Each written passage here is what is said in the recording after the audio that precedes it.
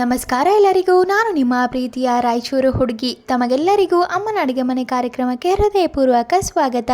ಇವತ್ತಿನ special recipe ಏನಪ್ಪ ಅಂದರೆ ಸಜ್ಜೆ ರೊಟ್ಟಿಗೆ ಒಳ್ಳೆ ಕಾಂಬಿನೇಷನ್ ಆಗಿರುವಂತಹ ಕುಂಬಳಕಾಯಿ ಪಲ್ಯನ ಯಾವ ರೀತಿ ಮಾಡೋದು ಅಂತ ನೋಡ್ಕೊಂಡು ಬರೋಣ.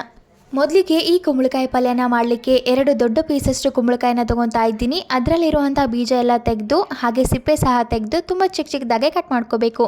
ಅದಾದಮೇಲೆ ಒಂದು ಕುಕ್ಕರ್ನ ತಗೊಂಡು ಆ ಕುಕ್ಕರ್ಗೆ ಕಟ್ ಮಾಡಿರುವಂತಹ ಕುಂಬಳಕಾಯಿನ ಹಾಕಿ 2 ರಿಂದ 3 ಬಾರಿ ಸ್ವಚ್ಛವಾಗಿ ತೊಳೆದು ಆ ಕುಂಬಳಕಾಯಿ ಕುದಿಲಿಕ್ಕೆ ಎಷ್ಟು ನೀರು ಬೇಕೋ ಅಷ್ಟು ನೀರನ್ನು ಹಾಕಿ 2 ರಿಂದ 3 ವಿಷಲ್ ಹೊಡೆಸಿದ್ರೆ ಕುಂಬಳಕಾಯಿ ತುಂಬ ಚೆನ್ನಾಗಿ ಬೆಂದಿರುತ್ತೆ. ಈ ಬೆಂದಿರೋ ಕುಂಬಳಕಾಯಲ್ಲಿರುವಂತಹ ನೀರಿನ ಅಂಶ ಎಲ್ಲ ತೆಗೆದು ಈ ರೀತಿ ಬರೀ ಕುಂಬಳಕಾಯಿನ ಸಪ್ರೇಟಾಗಿ ಎತ್ತಿಟ್ಕೋಬೇಕು. ಹಾಗೆ ಮತ್ತೊಂದು ಕಡೆ ಒಂದು ಪಾತ್ರೆ ಕೂಡ ಕಾಯಲಿಕ್ಕೆ ಇಟ್ಟಿದ್ದೆ. ಪಾತ್ರೆ ಇನ್ನೇನು ಕಾದಾಗಿದೆ ಅಂದಮೇಲೆ 2 ರಿಂದ 3 ಟೇಬಲ್ ಸ್ಪೂನಷ್ಟು ಎಣ್ಣೆನ ಹಾಕೋಬೇಕು. ಎಣ್ಣೆ ಇನ್ನೇನು ಕಾದಾಗಿದೆ ಅಂದಮೇಲೆ ಅರ್ಧ ಟೇಬಲ್ ಸ್ಪೂನ್ ಜೀರಿಗೆ, ಅರ್ಧ ಟೇಬಲ್ ಸ್ಪೂನ್ ಸಾಸಿವೆನ ಹಾಕೋಬೇಕು. ಜೀರಿಗೆ ಸಾಸಿವೆ ಚಟಪಟ ಅಂದಮೇಲೆ ಸ್ವಲ್ಪ ಕರಿಬೇವನ್ನ ಹಾಕಿ ತುಂಬ ಚೆನ್ನಾಗಿ ಫ್ರೈ ಮಾಡ್ಕೋಬೇಕು. ಅದಾದಮೇಲೆ ಮುಂಚೆನೇ ಹೆಚ್ಚಿ ಇಟ್ಕೊಂಡಿರುವಂತಹ 1 ಮೀಡಿಯಮ್ ಸೈಜ್ ಈರುಳ್ಳಿನ ಹಾಕಿ ತುಂಬ ಚೆನ್ನಾಗಿ ಬಾಡಿಸ್ಕೋಬೇಕು.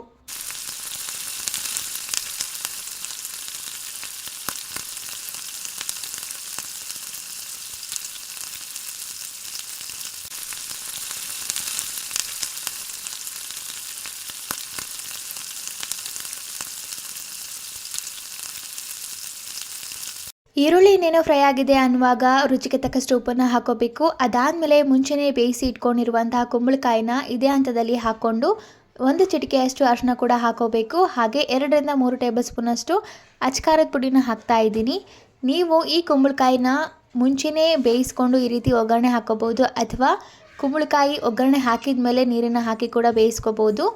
ಅಥವಾ ನೀರನ್ನು ಹಾಕದೆ ತುಂಬ ಸಾಫ್ಟ್ ಇದ್ದರೆ ಕುಂಬಳಕಾಯಿ ಬರೀ ಹಬೆಯಲ್ಲೇ ಬೇಯಿಸ್ಕೋಬೋದು. ಹಾಗೆ ಇದೇ ಹಂತದಲ್ಲಿ 2 ಟೇಬಲ್ ಸ್ಪೂನಷ್ಟು ಶೇಂಗಾ ಪುಡಿನ ಹಾಕ್ತಾ ಇದ್ದೀನಿ. ಇದೆಲ್ಲವನ್ನು ಹಾಕಿ ತುಂಬ ಚೆನ್ನಾಗಿ ಕಲಿಸ್ಕೋಬೇಕು. ಹಾಗೆ ಇದನ್ನು ಒಂದು 2 ರಿಂದ 3 ನಿಮಿಷ ತುಂಬ ಚೆನ್ನಾಗಿ ಫ್ರೈ ಮಾಡಿಕೊಂಡ್ರೆ ಸಖತ್ ಟೇಸ್ಟಿಯಾಗಿರುವಂತಹ ಕುಂಬಳಕಾಯಿ ಪಲ್ಯ ತಿನ್ನಲಿಕ್ಕೆ ರೆಡಿಯಾಗಿರುತ್ತೆ. ಇದನ್ನು ಸಜ್ಜಿ ರೊಟ್ಟಿ ಜೊತೆ ಹಚ್ಕೊಂಡು ತಿಂದರೆ ಒಳ್ಳೆ ಕಾಂಬಿನೇಷನ್, ತುಂಬ ಟೇಸ್ಟಿಯಾಗಿರುತ್ತೆ.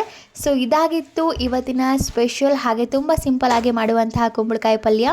ಸೊ ಈ ರೆಸಿಪಿ ನಿಮಗೇನಾದರೂ ಇಷ್ಟ ಆಗಿದ್ದರೆ ಅಮ್ಮನ ಅಡುಗೆ ಮನೆ ಯೂಟ್ಯೂಬ್ ಚಾನಲನ್ನು ಲೈಕ್ ಮಾಡಿ, ಶೇರ್ ಮಾಡಿ, ಕಮೆಂಟ್ ಮಾಡಿ, ಹಾಗೆ ಸಬ್ಸ್ಕ್ರೈಬ್ ಮಾಡಿ. ಧನ್ಯವಾದಗಳು.